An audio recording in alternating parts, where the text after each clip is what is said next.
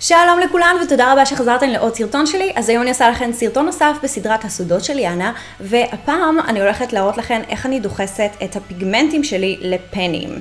הכל התחיל מהסרטון שהראיתי לכם את המזוודת איפור שלי ומה יש לי בפנים, וראיתן את הפלטה הזו, שזו פלטה של חברת עופרה, שכל הצליות המרובעות כאן הם של עופרה, וכל העיגולים זה תוספות שלי, שזה בעצם פיגמנטים דחוסים שדחסתי אותם לפן. עכשיו, למה אני עושה את זה? במקרה גם קניתי לי פיגמנט חדש, ואמרתי, קדימה, אני אצלם לכם כבר איך אני עושה את זה, כי אני גם ככה הולכת לדחוס אותו.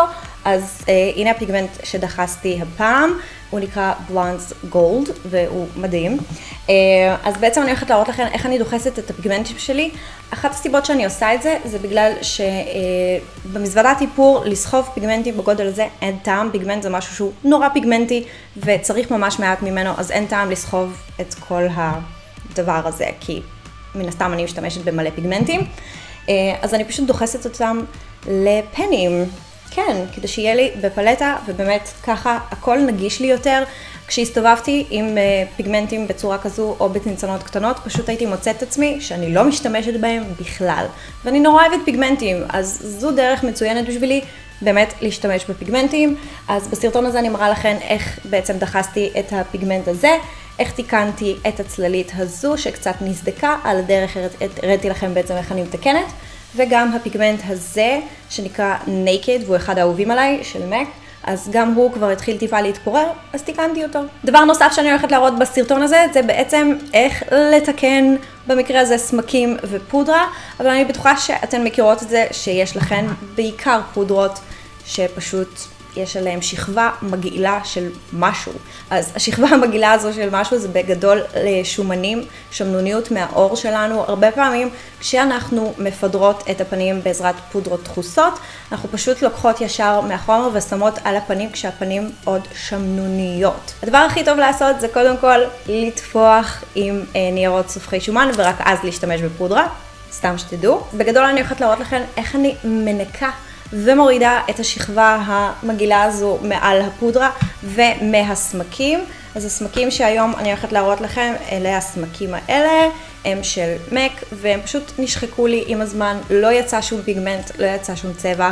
אז אני הולכת להראות לכם גם איך אני מתקנת את המוצרים האלה. אז אם בא לכם לראות איך להחיות את הסמקים והפודרות שלכם, ואיך לדחוס פיגמנט לפן, פשוט תמשיכו לצפות. אז הנה הפלטה שלי עם כל הפיגמנטים שכבר דחסתי. אני הולכת לתקן את הפיגמנט הזה, ה-Naked, ואת הצללית הזו שקצת נסדקה, וזה הפיגמנט שאני הולכת להוסיף כאן.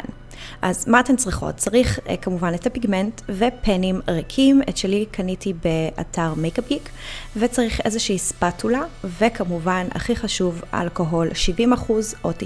זה לא אלכוהול לשתייה, זה אלכוהול רפואי. אז קודם כל אני מחטא את הפן שלי, אני משפריצה עליו טיפה אלכוהול, ואני מנקה עם טישו. כמובן שאפשר פשוט לתת לזה להתנדף. לאחר מכן אני פותחת את הפיגמנט שלי, ואת הספטולה שלי כמובן גם חיתיתי. חשוב לחטא בכלל את כל האזור, כל השולחן שלי פשוט השפרצתי עליו אלכוהול, כדי שבאמת יהיה נקי. לאחר מכן אני פשוט מוציאה עם הספטולה שלי מעט מהפיגמנט, ואני כל פעם עושה את זה ככה לאט לאט כדי שבאמת לא יישפך לנו שום דבר.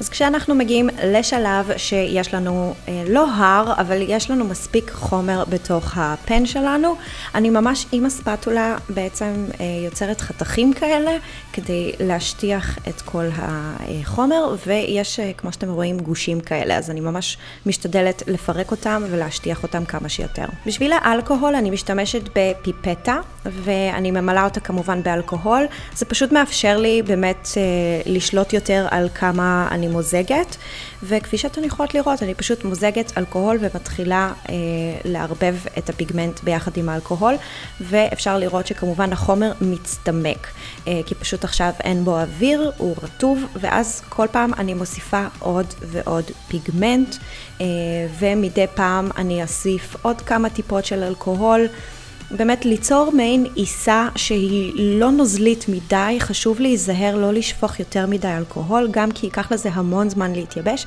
וכי זה פשוט מצטמק. אז אני כל פעם מוסיפה טיפה עוד פיגמנט, עוד אלכוהול, ממש לפי איך שהעיסה נראית, ובשלב הזה אני פשוט מתחילה למרוח את כל העיסה שלי, ממש כאילו זה פרוסטינג של קאפקייק, ככה צריך להתייחס לזה. לאחר מכן אני פשוט מרימה זורקת, איך אומרים את זה? אני פשוט תופחת את זה קצת על השולחן, כי אז כל הנוזלים בעצם קצת עולים למעלה, וכל המשטח נהיה יותר חלק. זה שלב שהוא די חשוב, אז סופר ממליצה לעשות את זה. וזהו בגדול, זה השלב לתת לפיגמנט שלנו לנוח לפחות כמה שעות טובות. אני הולכת לעבור עכשיו לתיקון הצללית והפיגמנט שכבר יש לי. כמו שאתם יכולות לראות, הם נזדקו ונשברו. אז שוב, אני חוזרת לאלכוהול, אני מטפטפת מעל, ועם הספטולה הנקייה שלי, אני מתחילה מהדפנות לקחת חומר ופשוט להשטיח את הכל. כרגע אין לי מהפיגמנט הזה יותר בצנצנת, אז זה מה יש, ואם זה נעבוד. אז אני פשוט, כמו שעשיתי עם הפיגמנט כשדחסתי אותו, אז אותו הדבר, אני פשוט משטיחה את הכל, ואחרי זה נותנת לזה להתייבש. אז עם הצללית שנשברה לי, התהליך יחסית זהה, אני שמה שוב אלכוהול, ועם ספטולה נקייה מזיזה את החומר, וממלאה את החריצים שנשברו. ככה בעצם יוצא האוויר, ואני ממלאה את החריצים עם הצללית. זו צללית שממש קצת נזדקה לי, היא לא נשברה. ברגע שממש מתנפצת לכן צללית, אתן צריכות לאסוף את הכל ולהתייחס אליה יותר כמו עם הפיגמנט ופחות מה שאני עושה עכשיו, אבל תחשבו שאתן פשוט מורחות שוקולד על פרוסה, בדיוק ככה. אז הנה הצללית שלי אחרי שתיקנתי אותה, וכל הצלליות והפיגמנטים שיצרתי. עכשיו זה הזמן לתת להם לנוח כמה שעות. עכשיו שחם אז לא צריך הרבה שעות, אבל כדאי לתת להם יממה לפחות להתייבש. בינתיים נעבור לסמקים ואני אראה לכם איך אני מחזירה להם את הפיגמנט. כפי שאפשר לראות, אני שמה את האצבעות שלי, מנסה לעשות סוואץ' ופשוט אין פיגמנט. אז אפשר לראות שעם הסומק הזה ניסיתי בזמנו לגרד אותו ועדיין לא יוצא פיגמנט. אז אני אגלה לכם מה הסוד החדש שלי. זה באמת משהו שאני עושה אותו לא הרבה זמן. כל הסמקים, צלליות, פודרות, הרבה פעמים זה קורה בפודרות שפשוט, כפי שאפשר לראות, יש שכבה מגעילה. אז אני משתמשת בבאפר של ציפורניים, כן, זה באפר שהוא ייעודי רק בשביל כל האיפור שלי, לא בשביל ציפורניים. יש לו בעצם אזור מחוספס, החספוס הזה הוא לא גס מדי כמו בפצירה, אפשר כמובן גם להשתמש בפצירה, אבל בבאפר הזה, בגלל שזה ספוג שהוא גם יחסית עדין, אז זה לא קשה מדי. אז אני פשוט עם הבאפר עוברת על כל סומק, על כל צללית, על כל פודרה. לא משנה מה, אני פשוט עוברת מעל זה, ממש בנגיעות, משתדלת לא ללחוץ יותר מדי, ועכשיו אתן יכולות לראות, אחרי שהאהבתי את השאריות, אני עושה סוואץ' והנה לנו, הסמקים חזרו לחיים, אפשר לקחת מברשת ופשוט להניח את הסומק. אני הולכת להראות לכם איך אני עושה את זה גם עם הפודרה שלי, אותו הדבר, אותו שלב, לוקחת את הבאפר, עוברת מעל זה, ואז אני לוקחת פשוט טישו, מנגבת את השאריות, וזהו, יש לנו פודרה שחזרה לחיים. ועכשיו שעברו לפחות כמה שעות טובות, נראה לי שנתתי לזה משהו כמו 12 שעות, אני לוקחת את הפיגמנט שלי היבש, אני לוקחת טישו, וחצי שקל, כן, חצי שקל הוא בגודל של הפן הזה, ואני שמה טישו, ואני שמה את המטבע ולוחצת. זה מה שהופך את זה להיות pressed pigment. הוא חייב להיות בפרס, זה שלב שהוא מאוד חשוב, כן לדחוס את הפיגמנט. וזהו, אני לוקחת בברשת, וזהו, יש לנו פיגמנט דחוס, זה הכל.